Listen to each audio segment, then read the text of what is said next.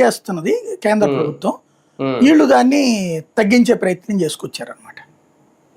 అది కాంగ్రెస్ ఇప్పుడు తగ్గించుతోంది అనమాట. మనకి దక్షిణాదికి దారుణమైన అన్యాయం కాబోతుంది. అంటే డీలిమిటేషన్ వల్ల ఆంధ్రప్రదేశ్ కి లాభం ఏమి? ఆంధ్రానే కాదు, మొత్తం దక్షిణాది ఈశాన్య పశ్చిమ రాష్ట్రాలు నాశనం అవుతాయి.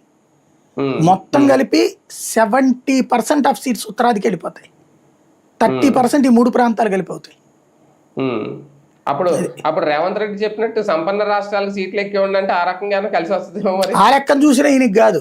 మహారాష్ట్ర సక్సెస్ఫుల్, గుజరాత్ అవుతుంది, ఉత్తరప్రదేశ్ ఈ మధ్యన బాగా పుంజుకుంది. ఈయన తెలియట్లేదు. జిఎస్డిపి లెక్క ప్రకారం ఈయన లెక్క ఈ నోటితో వేసుకుంటున్నాడు. ఇప్పుడు ఇది 11వ స్థానంలోనే ఉంది. ఈయన తలసరి ఆదాయం లెక్కేస్తున్నాడు. తలసరి ఆదాయం కాదు, జిఎస్డిపి వేరు. జిఎస్డిపిలో 7, 8, 9 ఆ స్టేజ్లో ఉన్నాం మనం. మొదటి 7కి భారీ సీట్లు. 8వ స్థానంలో 8 మనం, వాళ్ళు 7లోనో 9లోనో ఉన్నట్టున్నారు తెలంగాణ వాళ్ళు. అవును అవును. మరి అప్పుడు ముందున్న వాళ్ళకి భారీ సీట్లు వస్తాయి కదా. అప్పుడు ఇంకోటి ఏమవ్వాలంటే హైదరాబాద్కి ఏమో 70 సీట్లు ఇచ్చి మిగతా రాష్ట్రానికి మొత్తం కలిపి మిగతా 40 పంచాలి. అంతేగా జిఎస్డిపి స్టేట్లో లెక్క చూసుకున్నప్పుడు అసెంబ్లీ సీట్లు హైయెస్ట్ తెలంగాణ మొత్తం మీద 70% ఇన్కమ్ వచ్చేది హైదరాబాద్ నుంచి. అప్పుడు 70% సీట్లు హైదరాబాద్కి ఇవ్వాలి కదా.